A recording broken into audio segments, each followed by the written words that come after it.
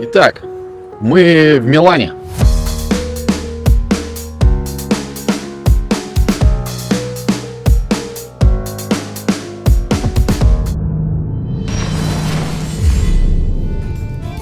Итак, это видеоблог.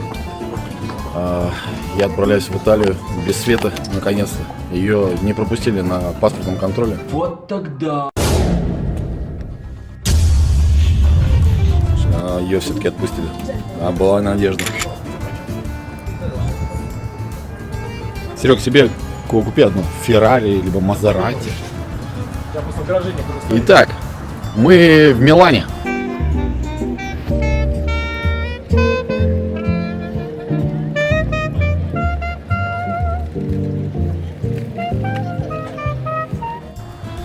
Сейчас 11 утра. У нас был перелет через Цюрих. Сегодня мы будем гулять по городу, а завтра у нас на футбол. Сейчас идем кушать. Мы еще не ели. В Италии, как обычно, очень много церквей. Кругом одни кресты. Главное, у нас сегодня экскурсия уже забронирована.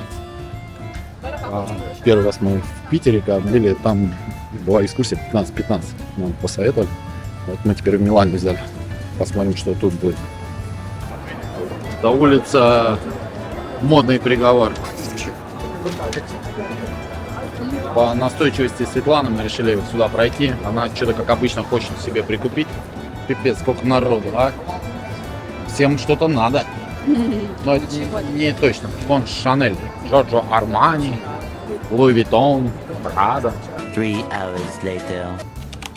И как раз в этом местечке Винчи, и оттуда как раз исходит его фамилия, он рос, развивался, учился, и он очень любил науку. Построить на этом месте что-то не менее величественное, что-то, что стояло бы наравне с религией. А наравне с религией тогда у миланцев, жителей Милана, и у миланского знати стояло искусство, а именно опера. Сказали, самая некрасивая елка за все времена, которая была. Чтобы увидеть Африку. Эта дама в одеяниях древних фараонов. Сзади нету ничего, то есть на фоне практически ничего нет, потому что Африка, она ассоциировалась у людей с чем-то неизвестным, с новыми землями, которые еще предстоит открыть. И рядом с данной прекрасной дамой находится как раз таки тоже человек, который является чернокожим рабом, что было также свойственно для Африки, и Африка являлась основным местом, откуда рабы поставлялись по всем колониям и по всем странам. С этой стороны мы можем увидеть Азию, то, что там в шелковом одеянии, то есть в Азии постоянно здесь какие-то товары, плане данного случая, что есть один дом, вообще, в принципе, во всей Италии, и больше дома не существует, только в Милане. Но на самом деле, дома, в переводе с итальянского, это всего. И дома есть в каждом городе Италии. Будь то большой город, как Рим, как Милан. Выглядит как большой костер. Из-за того, что у него очень детально сделаны его шпили, и они издалека напоминают как раз такие языки пламени. Этого собора на фасаде расположено более 3500 статуй. Гениально. Итак, мы на крыше дома. Билет, если что, стоил 32 евро на человека, чтобы подняться на лифте. Вид красивый.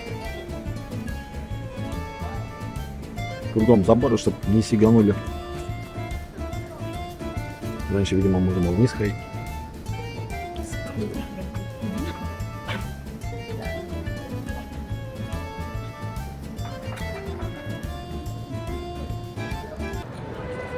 В Милане будут проводиться Олимпийские игры через 83 дня. Вот такая вот статуя с обратным отсчетом.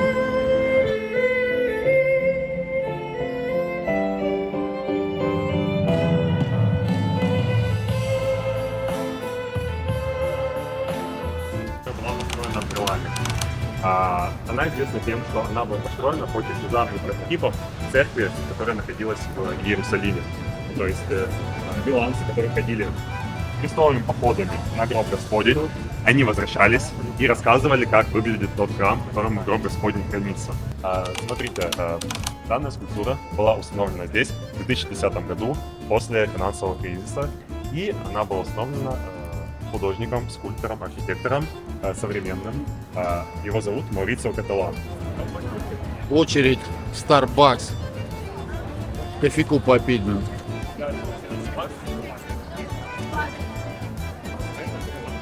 Такая вот уникальность у этого Старбакса.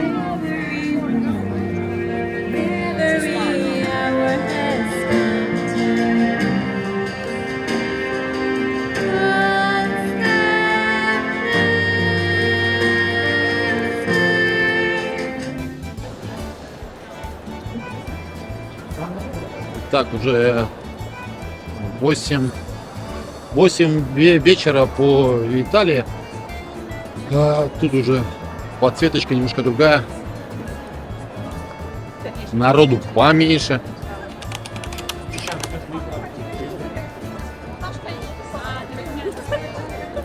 Маш, песочек, надо второе счастье. Маш, ты веришь, да, в это? Конечно.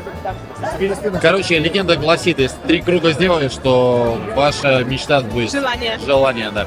Так, день номер 2. Мы идем на футбольный стадион, нам идти еще час. Мы решили прогуляться, потому что у нас, мы как всегда очень рано встаем. Позавтракали, да, и пошли гулять.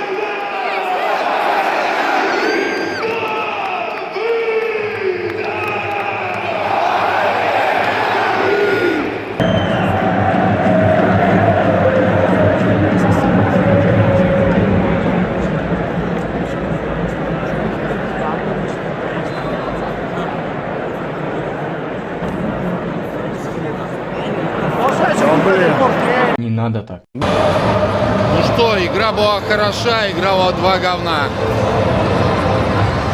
Счет 2-2, блин, могли бы выиграть, конечно. Ставку я не успел поставить, потому что на стадионе интернет не работал, ну и слава богу. Триумфальная арка. Если пойти через нее и так прямо идти, она ровно будет до Парижа арки, прямо напротив нее. Ну что вы, устали? Всего лишь 18 тысяч шагов. Мне кажется, вы слабачки. Пошлите уже брать.